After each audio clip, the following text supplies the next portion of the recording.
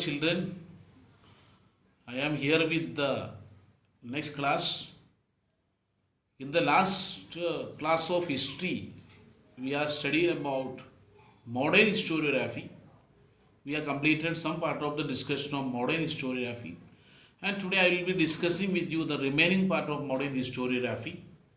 Today, I am going to discuss with you about historiography of the post-independence period. What do you mean by post-independence period? After the independence, this historiography can be divided into three. One is Marxist historiography, then subaltern history, and feminist historiography. So we'll be studying about these three historiographies in today's class. Historiography in the post-independence era. Post-independence means after the independence. Era means age. So historiography in the post-independence era means development of historiography after the Indian independence. By post-independence era, along with writing the dynastic histories, the cultural, social, economic histories were also being written. What do you mean by this sentence? Other than writing dynastic histories of the independence period, historiographers started writing the histories of cultural, social, and economic histories. Scholars of the post-independence era began to feel the need of writing histories of various communities, sciences, economic systems, political ideologies, cultural aspects, etc. What do you mean by political ideology? There are many political ideologies. You might have heard about capitalism, socialism, Marxism. So, in the post independence era, historiographers started writing about political ideologies. The historiography of this era, that is post independence era, has been influenced mainly by three ideological schools of thought. One is Marxist historiography or Marxist history, subaltern history, and feminist history. So these three school of histories we are going to discuss today's class. First of all, I will be discussing with you the first history, that is Marxist history. You might have heard about Karl Marx. Karl Marx belonged to Germany. He was a great scholar and thinker. He has written two books, Das Kapital and Communist Manifesto. These books helped for the development of a new ideology, that is Marxism.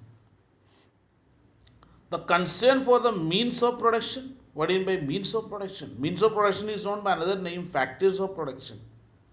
Factors of production means what are the things that are required for production. For example, you want to start a factory. What are the things that are required? Four factors of production are there, or four means of production are there. That is land, labor, capital, organization. So the concern for the means of production, that is factors of production, land, labor, capital, and organization. Modes of production. What do you mean by modes of production? The different ways of producing something, that is modes of production. There are two modes of production. One is labor intensive technique and another one is capital intensive technique. Labor intensive technique means appointment of more workers in the field of production, whereas capital intensive production means use of more machineries. For example, India we follow labor intensive production because the workforce is more here, whereas America they follow capital intensive production. Their machines are used more, and the industrial relation were at the center in the writings of Marxist historians. Karl Marx has written Das Kapital and Communist Manifesto on the background of class struggle, which was taken place in the factory, that was a part of a industrial system. Industries developed in the middle part of 19th century in Europe. Industrial production paved the way for two class of people, capitalist and the workers. Capitalist means the factory owners and the workers mean those who are working under them. According to Marx, capitalist or the factory owner, he takes or earns so much of profit. But the workers, they are toiling very hard.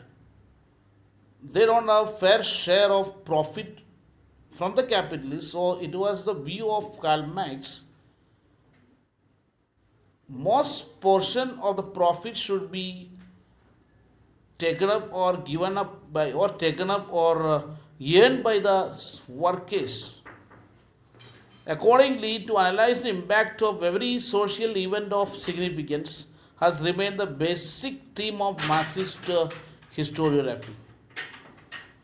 Marxist historians in India study the transition within caste system. Transitions. What do you mean transitions? Changes. Among the notable Indian historians who adopted Marxist ideology framework were Damodar Dharmanand Kosambi, Comrade Srimad Amar Dange, Ram Sharan Sharma, Comrade Sharad Patil. Comrade Dange was one of the founder members of the Indian Communist Party. You might have heard about CPI, Communist Party of India. Comrade Dange was one of the founder members of this Communist Party, CPI, Communist Party of India. And he has written a book on Marxist historiography, and the name of this book is Primitive Communism to Slavery. So that is about Marxist historiography. Now I will be discussing with you subaltern history. The word subaltern is something new for you. Subaltern means the lowermost rank of a society, or another way we can say bottommost people. Bottommost, that is the meaning of subaltern. So this is the history of the lower section of the people of the society. The seeds of subaltern history are found in the Marxist historiography. The role of Italian historian Antonio Gramsci is very important in developing the idea that history should be written starting from the bottommost ranks of the people in the society. Subaltern history has got more significance because the bottommost rank or lower section of society were neglected by the writing of someone, so that only this particular historiography has developed subaltern history. Subaltern history gave more importance to the people of bottommost rank in the society or bottommost rung or section of the society. Folklore has been considered as a very important source of writing subaltern history. What do you mean folklore? Folk song you might have heard about. The song which is sung in the village, that is folklore. So, some folklore, there is mentioning of subaltern history. Ranjit Guha, an Indian historian, played a very important role in establishing subaltern history as an important academic school of historiography. So, Ranjit Guha was the pioneer Indian historian to give more importance to subaltern history. Again, I say subaltern history means the history of the bottommost rank of the society. However, we may point out that much before the onset of subaltern ideology, what is the meaning of onset? Onset means beginning of subaltern ideology. Similar thoughts were expressed by the great Mahatma Jyotirao Phule. You might be knowing about Jyotirao Phule. Jyotirao Phule is known by Mahatma Phule.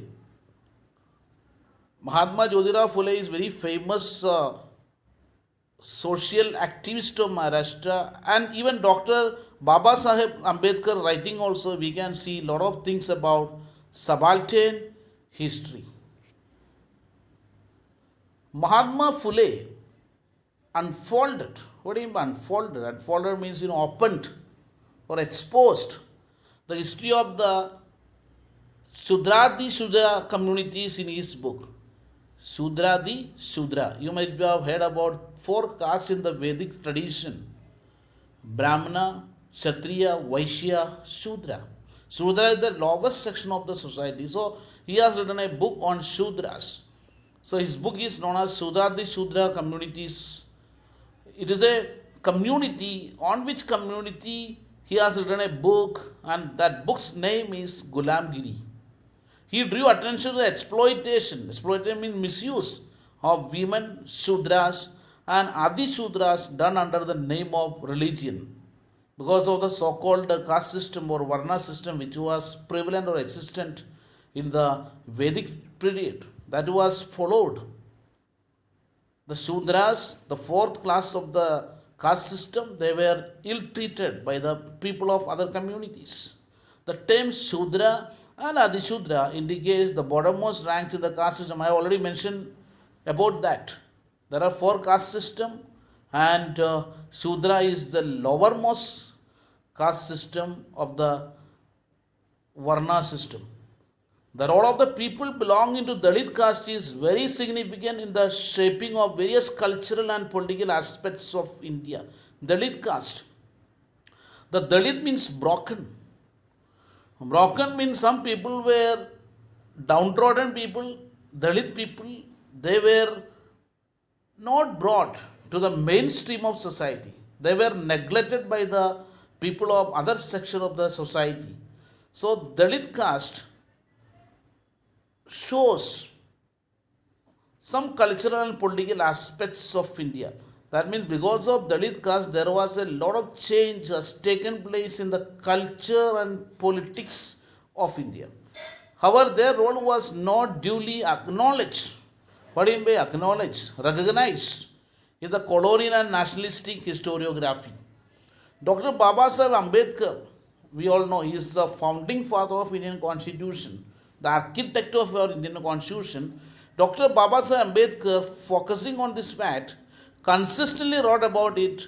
Two of his books. He has written two of his books, or he has written two books named Who Were the Shudras and the Untouchables. These were the two books written by Dr. Babasaheb Ambedkar. Who Were the Shudras and the Untouchables. These two books may be cited as examples of history of subaltern type. Okay, so that is what is subaltern history. Indian historians have also played very important role in the development of subaltern historiography. Example, Dr. B.R. Ambedkar and the social activist Mahatma Jyotirao Phule of Maharashtra. Now I will be discussing with the third type of post-independence historiography, that is the feminist history. First of all, you must understand what is feminism. Feminism means giving more importance to women. There was a time women were neglected. Women's achievements were not noticed by the people. If it was noticed also, it was ignored by the male dominated society of India. So feminist history means the books or the history which was developed for the sake of women. And we all know what is feminism. Feminism is giving importance to women and women position in the society. A man also can be a feminist. Feminist means one who is the supporter of female, or that particular movement is known as feminism. So feminism means giving more importance to women.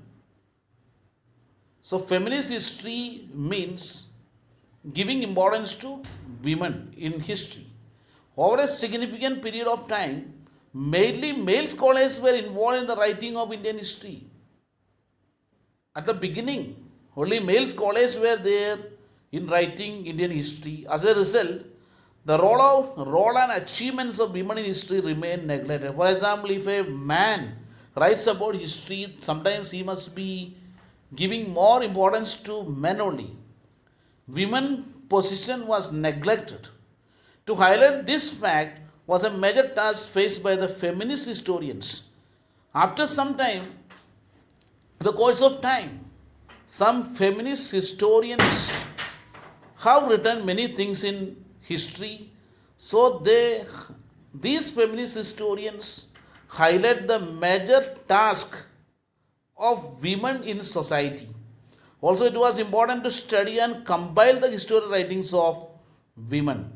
After some time, the writings of women were compiled. It was also necessary to rethink of women's position in history. Now we are going to see the great feminist writers of India.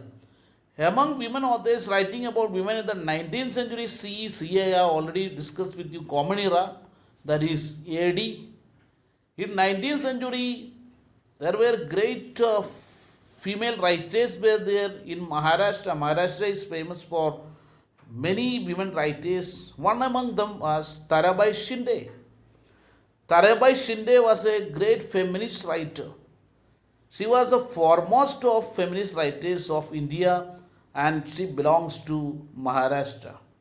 She wrote attacking the male dominated social system and the caste system.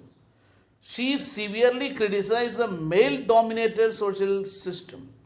We are following patriarchal society. Patriarchal society means here more importance is given to male or man.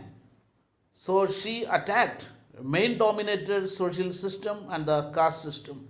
She has written a book, Stri Purusha Tulana. Its English meaning is comparison between woman and man. So her book Stri Purusha Tulana published in the year 1882. This book is acknowledged. Acknowledged means recognized as the first feminist book in India. In 1888, the book written by Pandita Ramabai was also a very important feminist historiographical book. And in 1888, she has written a book, Pandita Ramabai, and the book was entitled as The High Caste Hindu Woman. The feminist literature of the post-independence era concentrated on the issues like employment of women, treatment meted out to them at their workplace, their right to political equality, etc. On three issues, feminist literature of the post-independence era was concentrated. They were number one, employment of women, giving more importance to give employment to women. Employment means job. And second concern was the ill treatment given to them at their workplace. And one more thing, they focused on feminist historiography of the post-independence period, that was right to political equality. Woman and man should get political equality. What is political equality? Political equality means political field, both men and women should be treated alike. There are two instances, two cases where political participation is guaranteed by Indian Constitution. Number one is standing for election and casting the vote. So political equality means for these two spheres, women and man should be given equal opportunity, and in India it is followed. Among the recently published feminist literature, Meera Kosambi's book, Crossing Threshold, Feminist Essays in Social History is also very important. So Meera Kosambi is also another feminist writer. She has written the book, Crossing Threshold, Feminist Essays in Social History. It is also a very important book with regards to female progress or importance to women. It contains essays on the life stories of women like Pandita Ramabai. I have already mentioned about Pandita Ramabai. Pandita Ramabai, she has written that particular book, The High Caste Hindu Woman. So, in Crossing Threshold Feminist Essays in Social History, in this book, she has written the life stories of women like Pandita Ramabai and Dr. Dukamabai. She was the first practicing lady doctor of India. About her also in this book she has written. Who has written? Meera Kosambi. What is the book of this great lady? Crossing Thresholds, Feminist Essays in Social History. In this book, she has written about two persons. One is Pandita Ramabai as well as Rukamabai, the first practicing lady doctor of India. A lot of literature is available unfolding. Unfolding means opening or exposing the viewpoint of Dalit women in Maharashtra. Dr. Sharmila Rage's work is noteworthy in this context. She has written a book, writing as writing gender, reading Dalit women's testimonies, includes their essays on autobiographies of Dalit women. What do you mean by autobiography? Life story written by oneself. That is the meaning of autobiography. There have been a number of Indian historians who wrote without embracing a particular ideology. So far, I have discussed about the historians who wrote historiography or modern historiography with the support of some ideology. For example, on Marxism and all. But there have been number of some Indian historians. They have just written historiography in a general framework. Among them, historians like Sir Jadunath Sarkar, Surendra Sen, Riyasatkar G.S. Sardeshai, and Trimbak Shankar Shajawalkar are noteworthy. Noteworthy means very important. Yashwant Dinkar Phadke, Ramchandra Guha, etc. have contributed extensively to the historiography of modern India. Thus, it is evident that the Indian historiography has been influenced greatly by the social and political movements. So, it is clear, evident means clear. The Indian historiography has been influenced greatly by the social and political movements of India. It seems that some part of the Indian historiography was also developed outside the influence of these movements. By this discussion, this lesson is come to an end. So today I have discussed with you three types of historiography. Number one is Marxist historiography. Then I have discussed about subaltern historiography or subaltern history and the feminist history. By this lesson is come to an end. So you are requested to read this lesson, and afterwards you will be given the notes. So study that and be safe. Thank you. There have been a number of Indian historians who wrote without embracing a particular ideology.